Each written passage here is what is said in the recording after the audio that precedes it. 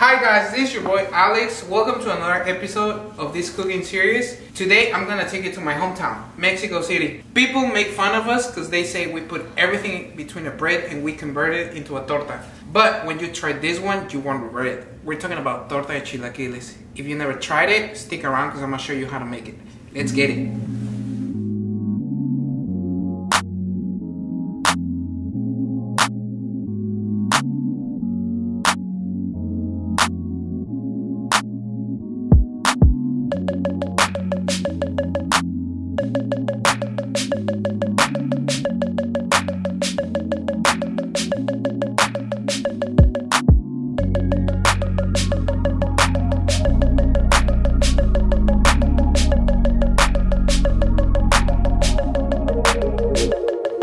Okay guys, so we're gonna start making the salsa. The salsa is the most important part of the chilaquiles. If you don't do it right, you're gonna end up doing just chips and salsa. So we have a big pot full of water. We have tomatillos right here, and we have some chile jalapeño.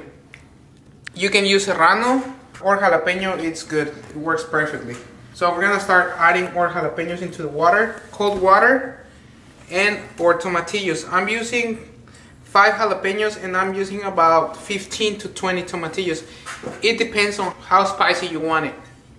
So if you like more spicy, you can always add more chiles, but if you like less spicy, you can add less chiles. It's up to you. We're gonna add this to the cold water and we're gonna let it cook for a while.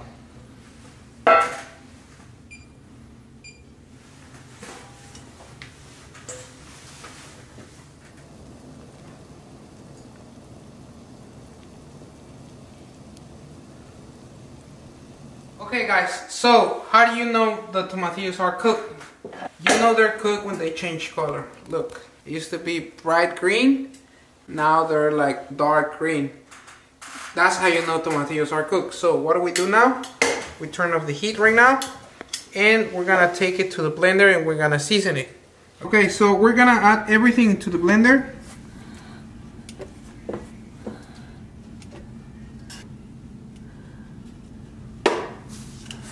And we're gonna add some of the water. Same water that they cook. We're gonna add it right here. Not a lot. I don't want it too watery. I just want the right consistency. So we're just gonna add about 4 of these cups of water. The rest we're gonna throw it to the sink. Next, quarter of red onion. If you don't have red onion, white onion is fine. And 2 cloves of garlic. I have this Italian garlic, but regular garlic works fine. So we're gonna add it right here. And very important, season from beginning, okay? So we're gonna add salt. And that's it. We're gonna blend it.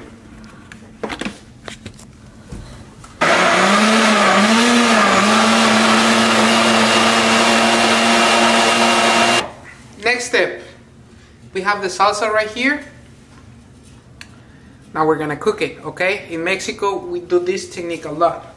We fry our salsa. This technique gives the salsa a different texture and a different taste. It just makes it a little bit more smooth and tasty. So we're gonna add some oil. Not a lot, just about 3 tablespoons. Once the oil's hot, we're gonna add our salsa.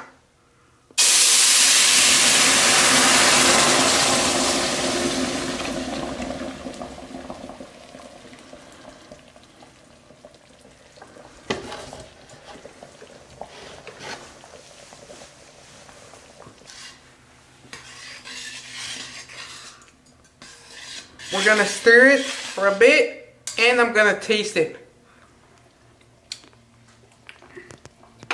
It's perfect, it just needs a little bit more salt.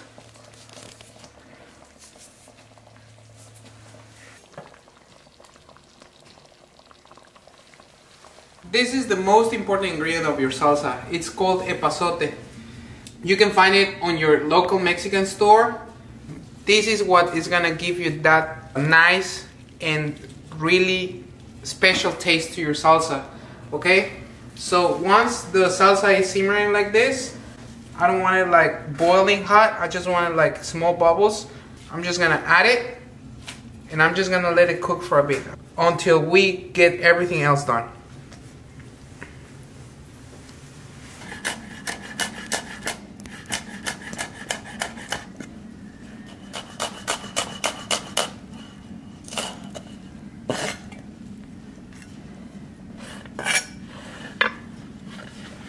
Our salsa is almost done. We're just gonna keep it here hot in a low simmer. Now we're gonna serve this torta with this beautiful piece of New York. All right. So while this is keeping hot, we're gonna start cooking the steak. First, I'm going to season my steak good with salt from all sides. Salt.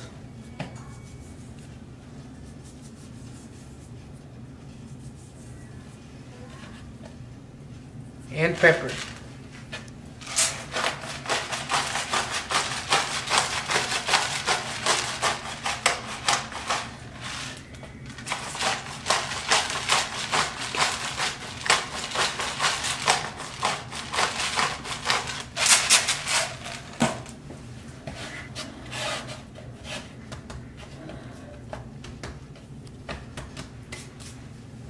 So now we have a cast iron. This is hot already.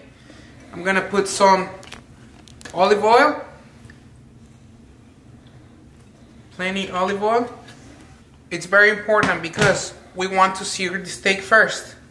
Okay, I'm gonna put the part of the fat down first and just let it sear. Now we're gonna flip it to the same thing from all sides. Every time you cook a steak, do not press it down, otherwise the juices are gonna come out and you're gonna end up eating a dry steak, okay? So we have this beautiful steak, we're gonna treat it with respect. We're just gonna let it sear 3 or 4 minutes and then we're gonna flip it. Now we're gonna flip it and look at that color. All that is flavor, guys. We have this beautiful golden color. We're gonna let it sear for about 3 or 4 minutes.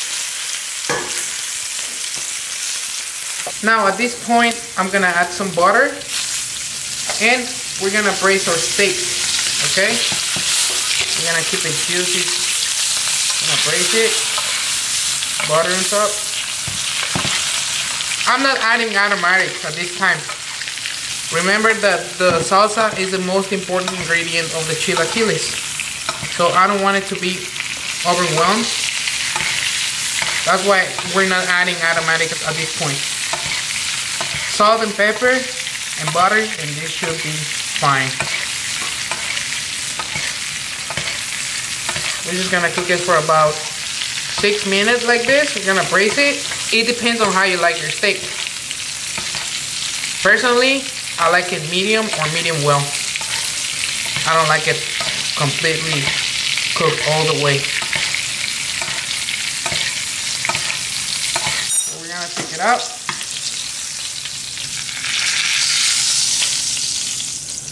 That color.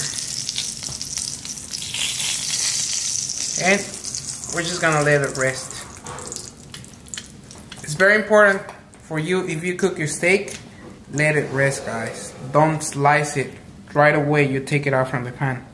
If you do it, the juices are gonna come all the way out. So just let it rest for a few minutes and then we're gonna slice it. Okay, so now our salsa is done, guys. We're gonna take out the epazote. Look, all the flavor of the epazote is in the salsa. We're gonna take it out, okay? We don't eat this. Some people do. Personally, I don't like it, so I'm just gonna take it out. I just use it for flavor. Now, taking it out. And we're ready to assemble our torta. We're gonna slice our bolillo all the way through. I'm gonna place it here, bottom, here. I'm gonna place it right here.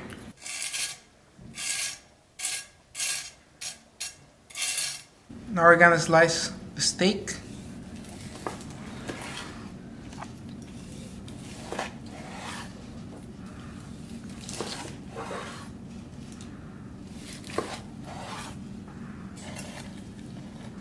That's how I like my steak. The cook always gets the worst part, right? Last part, guys, we're gonna cook our chips, okay? Some people like it soggy, some people like it super hard. That's what she said. So we're gonna cook it a few minutes into the salsa, and then we're gonna put it out in the bolillo. We're gonna put it right into the salsa, okay? We're just gonna let it absorb all the flavor of the salsa for a few minutes. And we're gonna take them out. I still like them a little bit crunchy. Perfect. Bottom part of the bolillo. Now we have the crunchy chilaquiles. Just like that. Next, we're gonna add some cheese. This is cotija cheese. You can use queso fresco. That's perfect.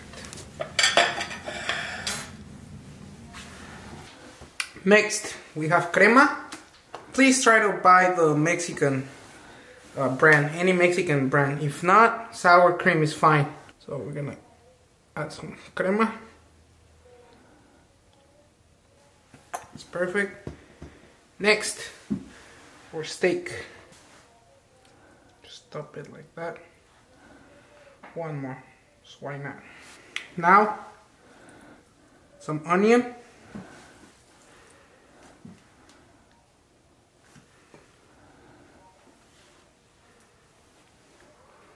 And last part, we have some fresh epazote, just to give it a nice color.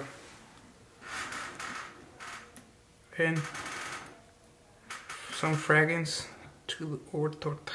Just remember, plate nicely.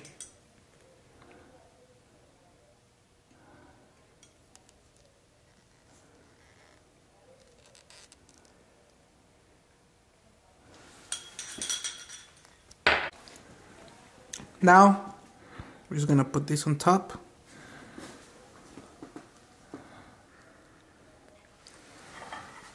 This is the real deal right here. So I'm dying to try it, guys. Of course, the cook always gets the worst part. And I have to do the worst part for you. This is gonna be messy. I don't care.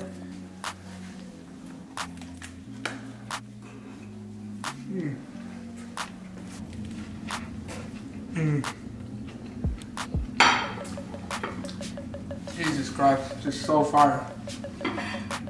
So good.